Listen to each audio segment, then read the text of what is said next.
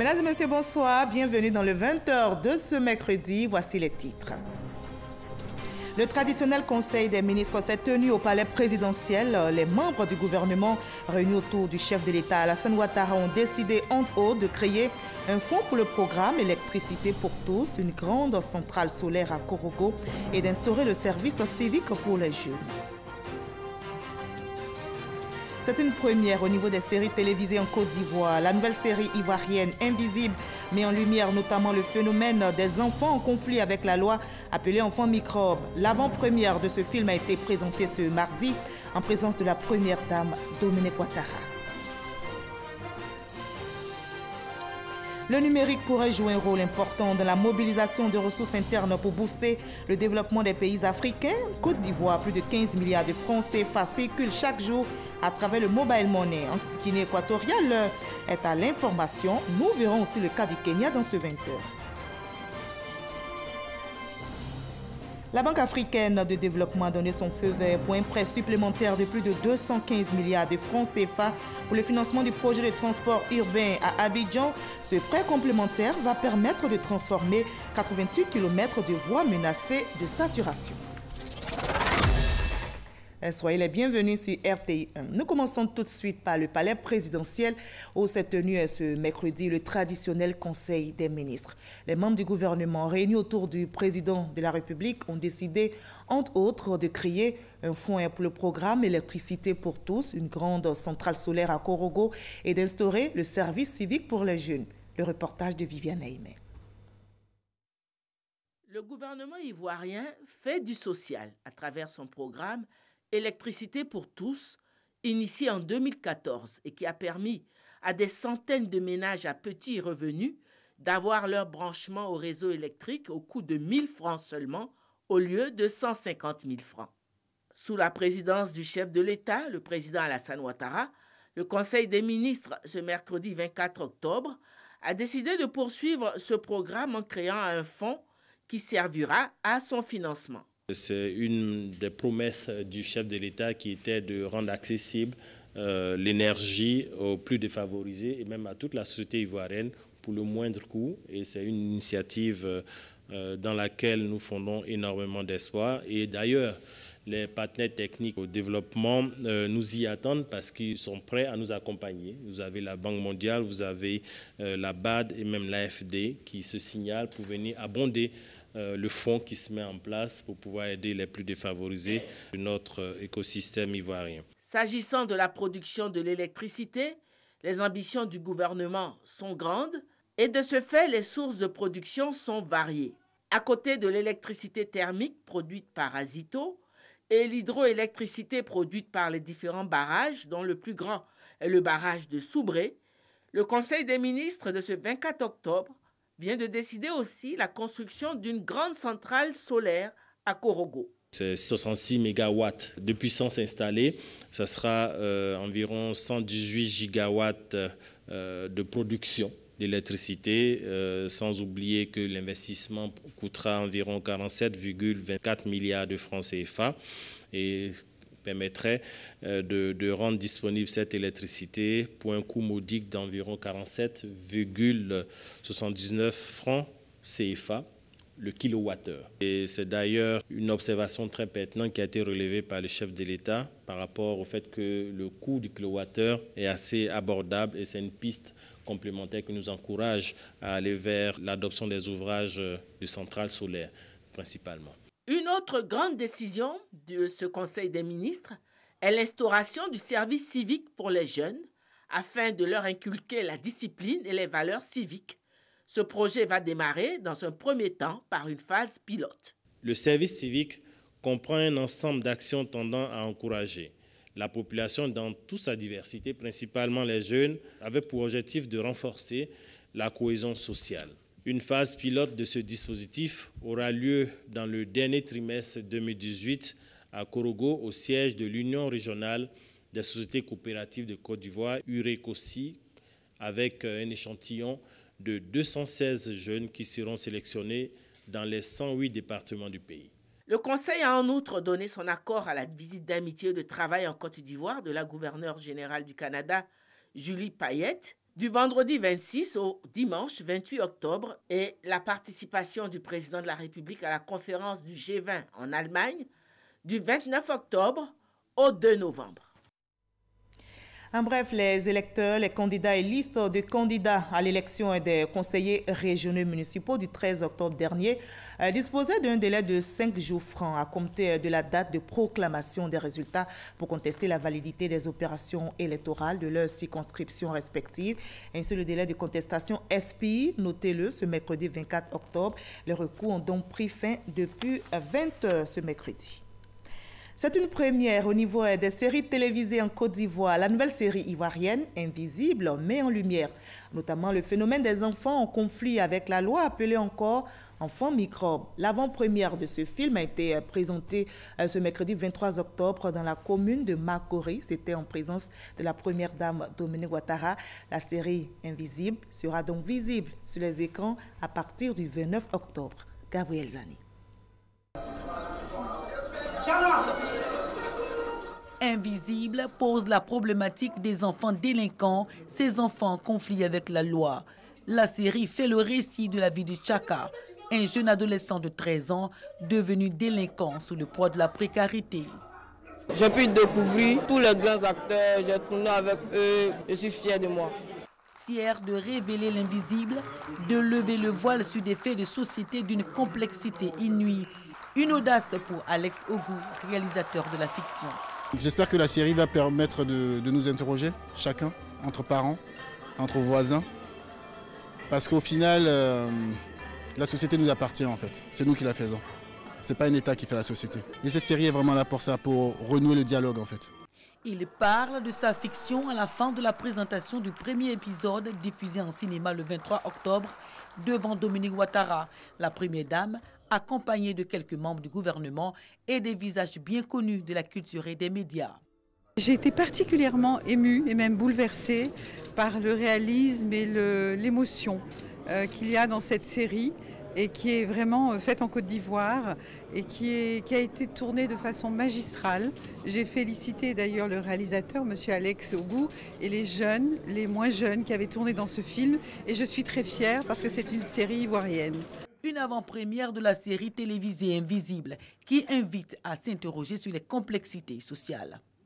On se dit au niveau je pense, de l'État qu'il faut travailler encore plus pour qu'il y ait moins de pauvreté et qu'il faut surtout essayer de venir à bout de ce phénomène qui est un problème difficile, pas simple. Voilà, je crois que ça interpelle tout le monde, l'État mais aussi les parents. Comment un enfant se désolidarise-t-il des codes sociaux et devient microbe? C'est en 10 épisodes de 52 minutes qu'il faudra le découvrir sur les écrans le 29 octobre prochain.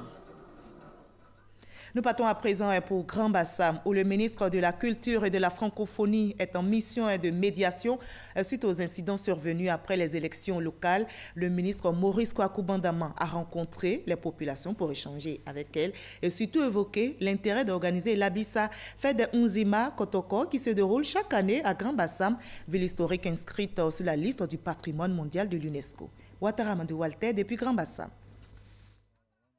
En attendant un bilan officiel, les témoignages font état de plusieurs blessés. Suite aux violences liées aux contestations des résultats des élections municipales du 13 octobre dernier, la cohésion sociale a été fragilisée à Grand Bassam. Il y a eu des blessés, il y a eu des blessés graves même. Et puis bon, avec le palais a été attaqué, saccagé, vous avez vu la place d'Abissa, beaucoup de dégâts. Cet espace n'a jamais été souillé de toute ma vie. On a consulté des gens qui nous demandent de faire des purifications avant et surtout d'apaiser les cœurs avant une célébration. Mais il faut penser aussi que l'Abissa est contenue dans un laps de temps. Le plus souvent c'est fin octobre et puis ça finit en début novembre. Soucieux de la paix sociale à Grand Bassam, ville classée au patrimoine mondial de l'UNESCO, le gouvernement de Côte d'Ivoire y a dépêché le ministre de la Culture et de la Francophonie. Maurice Bandama a rencontré le corps préfectoral et la chefferie traditionnelle. L'essentiel de son message a porté sur le dialogue entre frères et la préservation de l'identité culturelle relative à l'Abissa. Je suis venu dire à nos parents Grand Bassam, aux supporters des candidats, qu'on doit se mettre ensemble pour protéger notre patrimoine, pour protéger l'Abissa, pour protéger la ville historique. Sensibles au message du gouvernement, les chefs coutumiers et les jeunes s'engagent pour le retour de la paix à Grand Bassam. Nous sommes prêts à accepter la réconciliation et accepter aussi le pardon. L'Apollo, c'est un homme qui a su toujours régler ses problèmes dans la paix, pour que le respect même de nos coutumes demeure. L'édition 2018 de l'Abissa aura-t-elle lieu ou pas? Difficile de donner une réponse, mais pour l'heure, des rencontres d'apaisement se tiennent et il y a des raisons d'espérer au vu des différentes démarches. Et toujours au chapitre culture de ce 20h, je vous livre à présent ce communiqué du ministère de la Culture et de la Francophonie. Le Burida est à nouveau l'objet d'une crise entre les artistes. Un groupe dénonce la gestion de la direction alors qu'un collectif relève des performances réalisées par la dite direction. Face à cette situation, l'inspection générale d'État a commandité un audit du Burida conduit techniquement par l'un des plus grands cabinets internationaux d'audit implantés dans notre pays. Le gouvernement attend les conclusions de cet audit pour prendre toutes les décisions nécessaires. Dans l'attente, le ministère de la Culture et de la Francophonie invite toutes les parties prenantes à faire preuve de retenue et de responsabilité. Signé du ministre de la Culture et de la Francophonie, Maurice Kwaku Bandama. Le Conseil économique et social change de dénomination. Il devient le Conseil économique, social, environnemental et culturel. Les députés de la Commission des affaires générales et institutionnelles ont adopté la loi organique permettant de prendre en compte les nouveaux champs de compétences de cette institution. La loi a été présentée ce mercredi même par le ministre de la Justice, Sansan Kambile. Reportage signé Kolo Klubali. C'est la Constitution du 8 novembre 2016 qui consacre l'extension des attributions du Conseil économique et social. Cette institution va désormais examiner les questions liées à l'environnement et à la culture. L'institution a vu son domaine de compétences élargi au niveau de l'environnement et de la culture. Donc on parle maintenant d'un Conseil économique, social, environnemental et culturel. Les attributions, du moins les modalités de saisine, ont été également élargies parce qu'aujourd'hui le président du Sénat peut saisir le Conseil économique, social, environnemental et culturel qui est devenu, il faut le reconnaître, un outil de promotion du dialogue entre cette institution et la société civile et les collectivités locales. Sur 43, 26 membres de la Commission des affaires générales et institutionnelles étaient présents. 25 ont voté pour, contre une abstention. Pour les députés, le Conseil économique, social, environnemental et culturel va connaître une nouvelle impulsion. Dans le monde économique actuel, les questions environnementales sont importantes. Il fallait que la structure de conseil pour l'exécutif et le Parlement, qui est le Conseil économique et social actuel, puisse également adresser ces questions fondamentales qui concernent l'écologie, l'environnement. Les pays qui sont passés d'ailleurs, les premiers pays d'Afrique, c'est grâce à l'industrie culturelle. Le projet de loi adopté en commission passera ensuite en plénière. Le Conseil économique, social, environnemental et culturel, c'est 120 membres.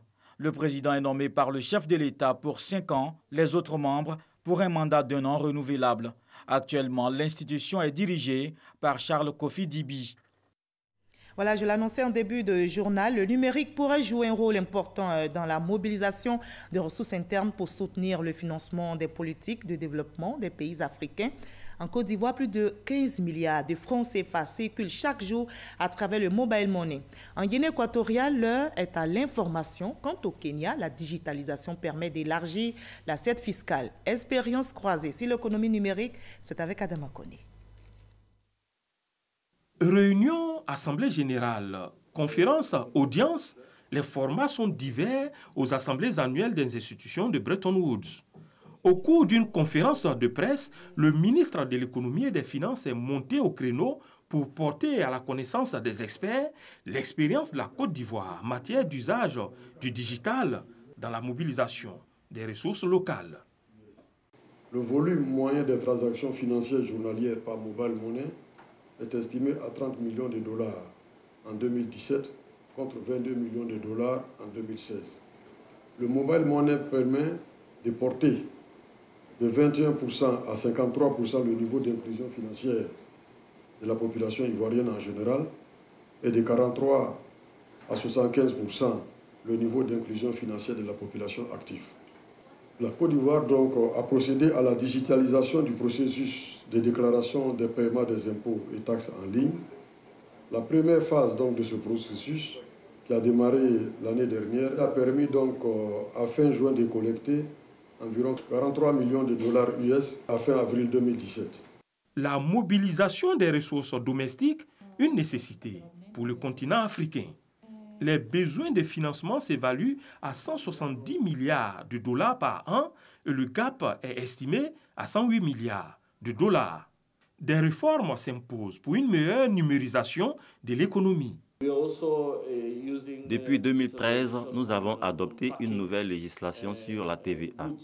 La loi sur les recettes douanières a aussi été mise en place. Nous élargissons l'assiette fiscale et la dernière action est l'impôt sur le revenu, ainsi que l'automatisation du dédouanement. Si le Kenya et la Côte d'Ivoire sont en phase d'expansion, en ce qui concerne la numérisation, la Guinée équatoriale doit faire face à la mise en place d'un dispositif de base.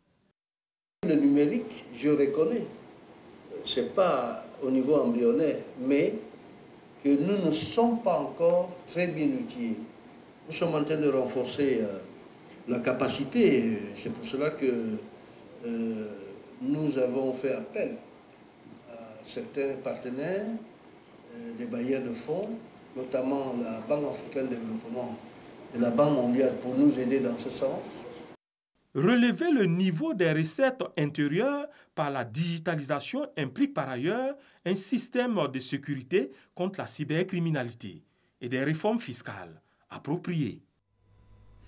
L'affectation des ressources publiques aux entreprises d'État se réorganise. Le gouvernement a décidé d'actualiser la liste des entreprises d'État bénéficiaires des ressources publiques afin de mieux maîtriser ces dépenses. Les agents du Trésor, ceux de l'INS et de la direction du budget sont donc à Grand-Bassam pour s'imprégner des outils de classification des entreprises et autres administrations concernées. Lansine Bakayoko nous en dit plus.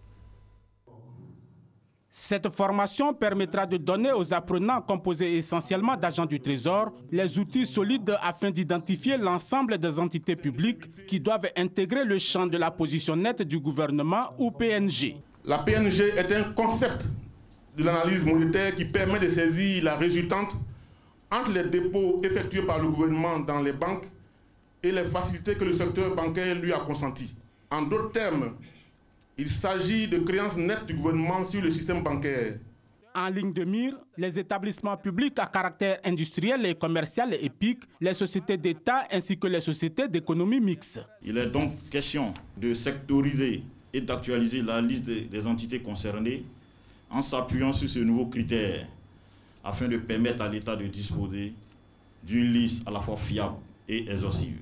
Disposer d'une liste irréprochable des entités entrant dans le champ de la PNG, classer secteur par secteur et maîtriser la véritable situation des engagements financiers de l'État vis-à-vis du système bancaire, un gage de fiabilité des statistiques des finances publiques, tout comme de gestion efficiente du tableau des opérations financières de l'État. Un certain nombre d'établissements ne seront pas pris en compte dans le champ du tableau des opérations financières de l'État. Cela ne signifie pas qu'ils ne seront plus financés par l'État. Mais le financement de l'État qui est fait à ces structures-là est considéré comme un financement qui ne peut pas obérer les capacités de financement futures de l'État. Le but ultime de toutes ces réformes des finances publiques est de capter tous les avoirs de l'État en vue d'une meilleure orientation de l'action publique, en particulier de la politique d'endettement du gouvernement. La BAD, la Banque africaine de développement, a donné son feu vert pour un prêt supplémentaire de plus de 215 milliards de francs CFA pour le financement du projet de transport urbain à Abidjan. Ce prêt complémentaire va permettre donc de transformer 88 km de voies menacées de saturation en autoroutes urbaines et ainsi doubler la capacité d'écoulement du trafic, nous explique Jean-Luc Bambo. C'est le second volet de l'assistance financière que la Banque africaine de développement a décidé d'apporter à l'opération du schéma directeur des transports urbains du Grand Abidjan. Cet appui supplémentaire de 215,8 milliards de francs CFA va permettre de transformer 88 km de voies menacées de saturation en autoroutes urbaines. Il s'agit des routes de Dabou, section entre Yopougon et le carrefour de Jacquesville, et d'Adzopé entre Yopougon et Thomasé. Le périphérique d'Abidjan appelé Rocade Y4 va également être aménagé, le boulevard Latry prolongé et dédoublé, les feux tricolores de 90 carrefours devront être réhabilités et un système intelligent de contrôle de trafic installé. Une première tranche du prêt de la banque d'un montant de 155,8 milliards de francs CFA avait été approuvée en décembre 2016 pour financer les travaux du 4e port d'Abidjan reliant Yopougon au plateau. Au total, ce sont 371,9 milliards de francs CFA que la BAD apporte comme assistance financière à la première opération du schéma directeur des transports urbains du Grand Abidjan, soit 74% du coût total. La contrepartie du gouvernement ivoirien, elle, s'établit à 17%. Le préfet d'Abidjan, Vincent Toby, s'attelle à régler la question des chutes récurrentes des véhicules sur le pont général de Gaulle, constatée depuis un moment. La toute dernière chute en date, c'est cette fourgonnette qui a plongé dans la lagune Ébrié. C'était le 4 octobre dernier. Voyons cette visite avec Christian Dago et Salima Toudia. Contrôler l'état des véhicules, mettre en place des panneaux de signalisation et des radars permanents sur le pont Charles de Gaulle.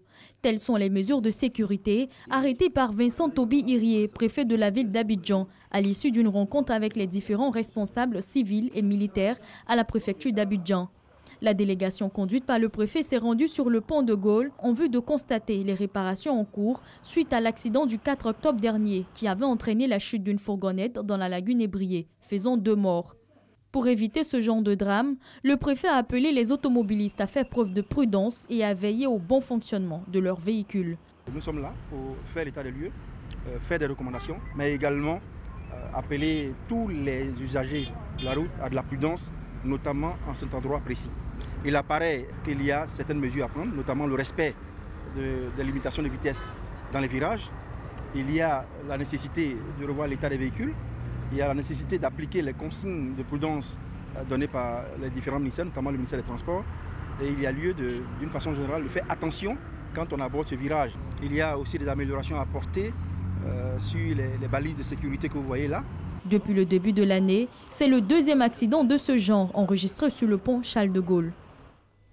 À marge de la tenue de la 37e conférence internationale sur le caoutchouc naturel, une soixantaine de participants avec à sa tête le secrétaire général de cette organisation. Ces participants ont visité des champs du Pakédi dans les environs de Dabou. Ils sont allés donc s'imprégner des réalités de la filière EVA de Côte d'Ivoire. Ils ont pu découvrir des femmes qui saignaient donc de l'EVA et ils ont visité l'usine des plantations du Pakédi. On en arrive à ce drame survenu hier. Un immeuble en construction s'est effondré hier aux alentours de 19h à Yopougon, précisément au quartier Maroc, non loin du carrefour Saint-Pierre-Marie. 4 habitations au bas de l'immeuble ont été totalement détruites. Selon les populations riveraines, sous le choc, les travaux de cet immeuble de type R+3 avaient débuté il y a environ 3 mois. Heureusement, il n'y a aucune perte en vie humaine. Ouattara Walter. Il y a mon fils qui ne se sent pas bien. Et il a demandé à boire de la bouillie. Donc nous sommes sortis de la maison et c'est au retour, je lui ai dit on va s'asseoir au bas du bâtiment pour prendre un peu d'air. 5 secondes après, j'entendais les cris, il faut évacuer le bâtiment, il faut évacuer le bâtiment. En temps, j'avais déjà demandé à mon fils de monter au premier chez ma grande sœur. Et donc quand il est monté, c'est en ce moment-là que le bâtiment s'est écroulé. Donc j'étais tout affolée, j'ai crié mon enfant, Seigneur, mon enfant. Et c'est comme ça que mon neveu est monté rapidement, aller chercher mon fils et puis le reste du bâtiment s'est écroulé. Sonia et son fils échappent ainsi à la mort. C'est un immeuble de R+3 en construction depuis 3 mois qui vient de s'effondrer à Yopougon, au quartier Maroc. On a interpellé nos propriétaires pour dire que le monsieur qui est en train de construire juste derrière nous, les ouvriers s'arrêtent sur le toit de la maison pour pouvoir construire pour lui. Et qu'il y a des dégâts, il y a des séquelles dans la maison. C'est comme ça que le propriétaire est venu et il a constaté. Les fissures avaient déjà fondu sur le mur et c'était maintenant dans le sol. Moi, personnellement, j'ai demandé à ce qu'il demande l'avis d'un expert. Et cet expert-là va trancher parce qu'il ne faudrait pas qu'on reste dans les histoires d'arrangement. Parce qu'il peut y avoir des pertes en vie humaine. Les sapeurs-pompiers militaires sur place font état d'aucune perte en vie humaine. À la toute, donc, aux environs de 19h50, nous sommes présents sur les lieux aux environs de 20h. Et depuis donc 1 heure de l'auge, nous sommes sur les lieux en train de procéder aux fouilles, aux reconnaissances à l'intérieur de l'immeuble. L'adjudant Abbé qui était sur les lieux avec le capitaine Jaco et moi-même avons découvert qu'il n'y avait aucun blessé, il n'y avait aucune victime. Au moment où nous quittions les lieux, le site était sous la surveillance de la police. Et comme invité à l'avenir à ce type de drame, le Conseil national de l'Ordre des architectes de Côte d'Ivoire monte au créneau et dénonce le désordre dans le secteur de l'habitat. De plus en plus de cabinets illégaux opèrent. Les architectes agréés et qualifiés sont souvent ignorés au profit d'entrepreneurs qui s'autoproclament architectes. Résultat, le désordre qui se généralise donc à Abidjan et dans les villes de l'intérieur. Le Conseil national de l'Ordre des architectes de Côte d'Ivoire a donc décidé de mettre fin à cette anarchie. Serge Collier. Abidjan, zone florissante en matière de construction. Chaque jour, des immeubles sortent de terre. Ce boom immobilier échappe malheureusement au contrôle des architectes, ceux-là même à qui la loi demande de veiller à la qualité des constructions et au respect des paysages naturels ou urbains. Les défauts que nous constatons sont impensables. Les gens qui dépensent des millions pour acheter des maisons, des villas, avec ce nombre inqualifiable de défauts, ce n'est pas normal. Ce mercredi 23 octobre, un immeuble en construction à Yopougon, quartier Maroc, s'est écroulé. Une situation désormais courante à Abidjan qui vient confirmer les propos des architectes agréés. Si nous sommes dans le cadre d'un chantier, ce que nous recommandons à l'usager et à la population, c'est de vérifier qu'il y ait bien un panneau de chantier. Et s'il y a un panneau de chantier, il faut qu'il y ait le nom de l'architecte local. Si vous ne voyez pas le nom d'un architecte local, c'est qu'il y a un problème. Cabinets illégaux, chantiers dépourvus d'architectes, clients grugés, autant de pratiques qui créent selon cette organisation un véritable désordre urbain. Nous allons entamer bientôt des procédures et qui vont avoir par la suite des sanctions qui peuvent aller de l'amende à l'emprisonnement pour usurpation de titre et pour exercice illégal de la profession. Avec le soutien du ministère de la Construction, du Logement et de l'Urbanisme, les architectes agréés entendent traquer les usurpateurs. Il s'agira d'assurer une police professionnelle pour que les vrais architectes puissent exercer et bénéficier au moins de 10% de la commande publique. Le nouvel outil de planification de gestion des forêts vient d'être présenté au cours d'un séminaire par le ministère du Plan et du Développement. Grâce au nouvel outil Image, la surveillance spatiale des terres va permettre de limiter la dégradation de nos forêts, comme nous l'explique Issa Tchonayeo. Les participants à ce séminaire sont issus de différents ministères. Ils sont venus s'approprier ce nouvel outil de prévention de la déforestation à partir d'un système d'alerte précoce. L'importance de cette thématique n'est plus à démontrer, eu égard aux effets du déboisement sur le changement climatique et toutes les formes de dégradation des ressources naturelles nationales. Cet état de fait a des impacts certains sur les revenus et la santé de nos populations. Image a été conçu par l'Agence spatiale de la Grande-Bretagne. Cet outil va aider à classer, cartographier les différents couverts végétaux et à surveiller en temps réel l'utilisation des forêts et des terres. L'outil Image permet surtout de surveiller ce qui se passe dans les forêts. Donc il y a un aspect surveillance, mais il y a aussi un aspect de modélisation de scénarios qui permet au gouvernement de prendre les meilleures décisions. Un projet pilote dans l'ouest du pays s'est révélé concluant. À partir de novembre, il sera étendu sur l'ensemble du territoire. Rappelons que la Côte d'Ivoire compte seulement 3 millions d'hectares de forêt alors qu'elle en avait 16 millions dans les années 60. Voilà, reportage réalisé pour vous par Pierre Dipomelin et Issa Tchonayeo. Je vous propose maintenant le reste de l'actualité à l'étranger, au pas de course. Nous partons maintenant pour le Mexique, le Mali et la Guinée. Une personne a trouvé la mort lors de manifestations interdites par les autorités.